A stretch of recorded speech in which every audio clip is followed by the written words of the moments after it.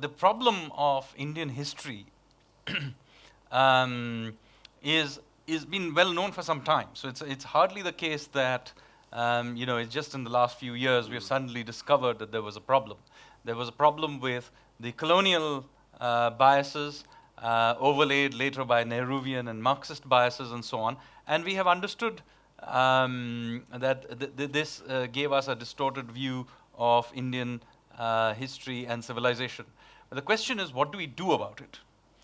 And in this context, I think there are two things that we need to discuss a little bit separately.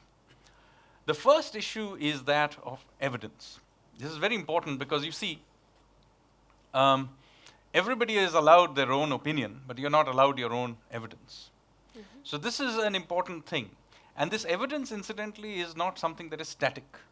We continuously find new archaeological finds, new texts are found, new translations are made, new information appears from genetics or from climate sciences, and many other sources. So, and the combinations of these. So, our understanding of history, consequently, must take into account the fact, one, evidence, and the fact that this evidence continuously gets changed. In fact, if you read my own books, you will see they are not necessarily consistent between one and the other.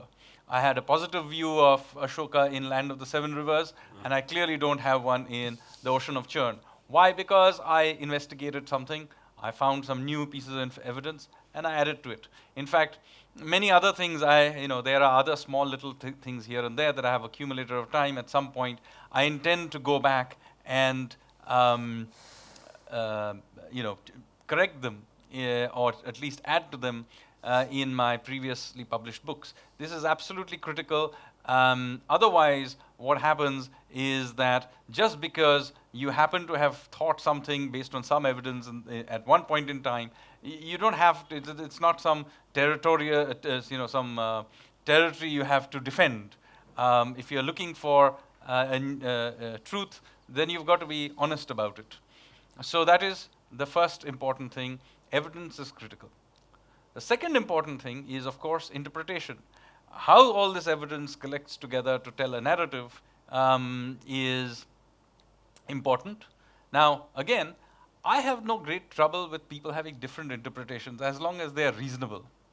In the sense that, we can't even agree what happened last week. I mean, watch any television debate. So why do you expect historians to agree on everything?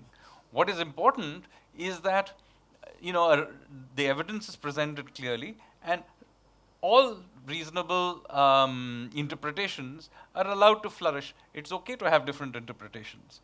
However, what is important here is that we understand and acknowledge that the framework with which you look at these interpretations have to be updated, and it has to be explicitly understood that that these frameworks can dramatically distort the way you think of things.